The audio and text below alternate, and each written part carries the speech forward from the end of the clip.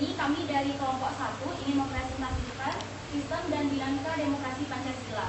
Sebelum kami memulai presentasi, kami akan memulai perkenalan diri. Dimulai dari saya, perkenalkan nama saya Aulia Mutiara Devi, nomor absen 1. Perkenalkan nama saya Putri Pitaloka Berdiri, nomor absen 44. Perkenalkan nama saya Igusti Ayu Alumnia Genti Paramislari, absen 12. Perkenalkan nama saya Ida Bagus Putus Sapraindika, nomor absen 22. Perkenalkan nama saya Galang Perdana, nomor absen 20. Baiklah, sekian perkenalan diri dari kami dan kami akan memulai presentasi. Dimulai dari yang pertama, hakikat demokrasi akan dijelaskan oleh Gus Tika. Baik, di sini saya akan menjelaskan hakikat demokrasi. Kata demokrasi berasal dari dua kata, yaitu demos yang berarti rakyat dan kratos atau kretein yang berarti pemerintahan. Sehingga dapat diartikan sebagai pemerintahan rakyat atau rakyat yang berkuasa. Prinsip utama demokrasi. Jadi, suatu pemerintahan itu akan dinilai demokratis apabila dalam pemerintahan itu diwujudkan dengan prinsip-prinsip tertentu. Nah, dalam prinsip-prinsip demokrasi ini itu bersifat universal, yang artinya keberhasilan suatu wilayah dalam melaksanakan prinsip-prinsipnya.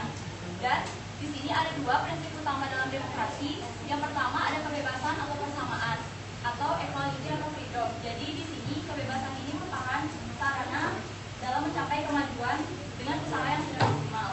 Lalu yang kedua ada kedaulatan rakyat. Jadi hakikat dan kebijakannya itu tentunya dibuat oleh kehendak rakyat. Baiklah, sekian presentasi kami tentang sistem dan demokrasi Pancasila. Selanjutnya kami akan membuka satu sesi tanya jawab bagi kalian yang ingin bertanya, dan kami akan mencari 3 orang penanya. Bagi kalian yang ingin bertanya, silakan angkat tangan.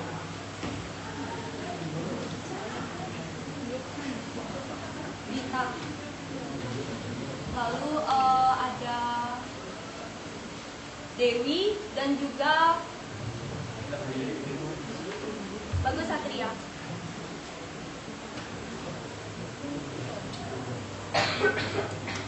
Baik, terima kasih atas waktunya. Perkenalkan, nama saya Komanito Ahyuni, nomor absen 30.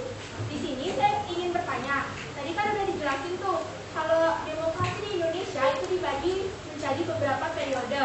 Dan di setiap periode itu menganut sistem demokrasi yang berbeda, mulai dari demokrasi terpimpin, demokrasi liberal, maupun demokrasi Pancasila. Nah, saya ingin bertanya, di antara 3 demokrasi itu, demokrasi apa sih yang paling sesuai untuk diterapkan di Indonesia? Terima kasih.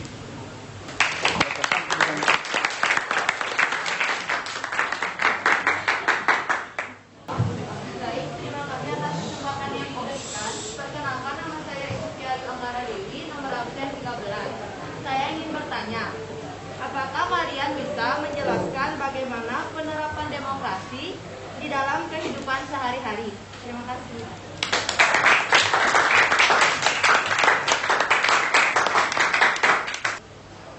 Baik, terima kasih atas waktunya. Saya Bagus Satria Diguna akan bertanya. Nah, tadi kan sudah dijelaskan bahwa kehidupan yang demokratis itu adalah kehidupan yang didasari oleh prinsip-prinsip demokrasi di segala bidang. Nah, yang ingin saya tanyakan yaitu bagaimanakah cara suatu negara membangun kehidupan yang demokratis. Terima kasih.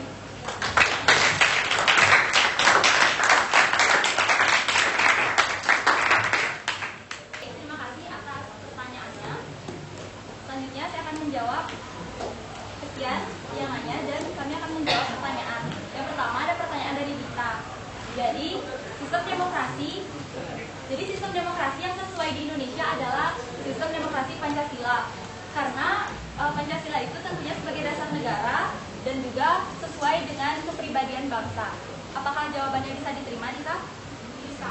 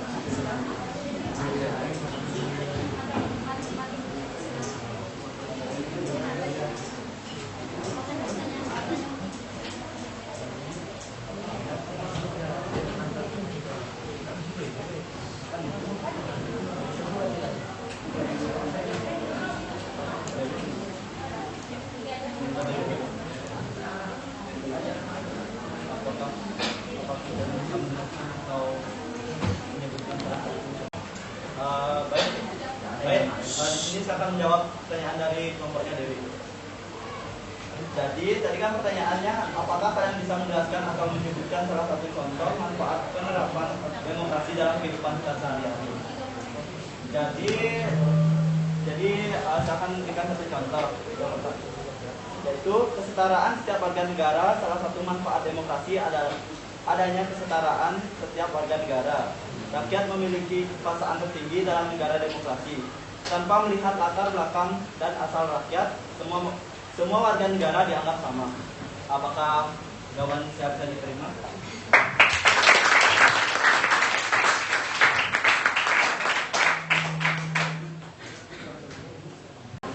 Apakah pertanyaan bisa diulang? Baik, tadi kan sudah dijelaskan bahwa kehidupan yang demokratis itu adalah kehidupan yang didasari oleh prinsip-prinsip demokrasi di segala bidang. Yang saya ingin tanyakan yaitu bagaimanakah cara suatu negara membangun kehidupan yang demokratis? Baiklah, saya akan menjawab pertanyaan dari Bagus Satria. Jadi, sebuah negara itu bisa disebut sebagai negara demokratis jika rakyatnya memiliki persamaan di depan hukum, memiliki kesempatan untuk berpartisipasi. Dan tentunya pelaksanaannya itu dengan memperoleh pendapatan yang layak agar terjadi distribusi pendapatan yang adil dan juga memiliki tanggung jawab. Apakah jawabannya bisa diterima?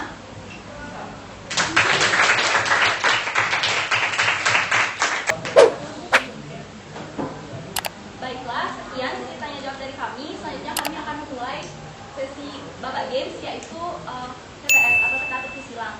Jadi di sini kami menggunakan teka-teki silang, di mana jika satu kelompok bisa menjawab pertanyaan akan diberi poin sebanyak 10 poin. Dan di sini kami hanya mencari 4 kelompok dengan skor tertinggi dan 4 kelompok dengan skor terendah. Dan tentunya bagi kelompok yang memiliki skor tertinggi akan mendapatkan hadiah yang sama, dan juga kelompok dengan skor terendah akan diberikan hukuman. Dan di sini kami akan membagikan teka-teki silangnya.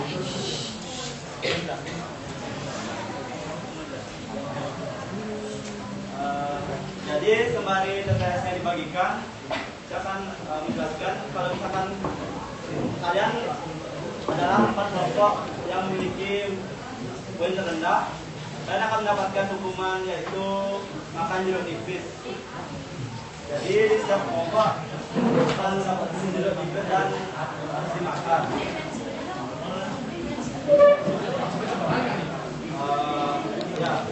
Baiklah, teka-teki silangnya sudah kami bagikan, dan di sini kalian bisa mendiskusikan sama kelompok dengan mencari jawabannya, dan tentunya nanti kami akan langsung menunjuk kalian bagi yang bisa menjawab dengan cepat. Kita akan memberikan waktu 5 menit. Dari saya.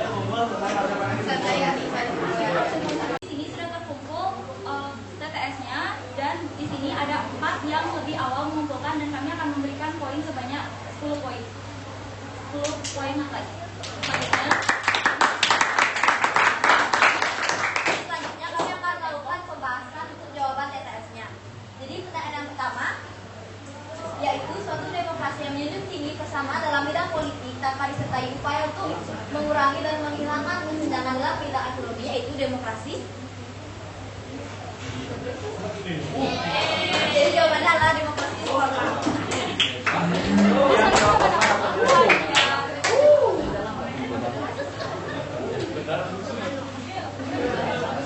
Jadi persoalan kedua, sistem pemerintahan dari rakyat, oleh rakyat, dan untuk rakyat. Artinya, rakyat dengan serta-merta mempunyai kebebasan untuk melakukan semua aktivitas kehidupan, termasuk aktivitas politik tanpa adanya tekanan dari pihak manapun. Karena pada hakikatnya yang berkuasa adalah rakyat yang berkepentingan bersama, termasuk dalam sistem pemerintahan. Jadi jawabannya adalah demokrasi. Baik, selanjutnya untuk pertanyaan yang menyamping, arti kratos dalam pengertian dari demokrasi adalah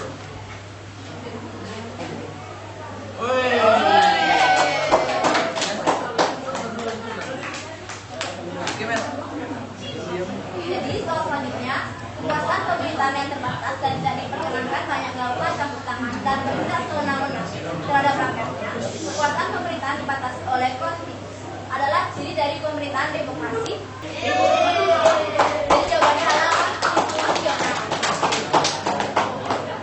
Berapa jumlah skor kalian? Dan di sini kami sudah mendapatkan 4 kelompok dengan skor tertinggi, yaitu kelompok 3. Perwakilan satu orang kelompok 3 silakan maju.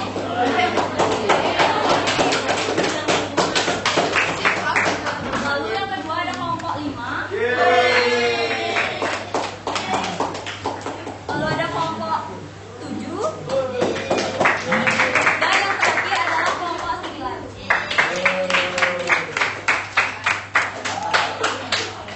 Dan di sini kami akan memberikan hadiah kepada para pemenang.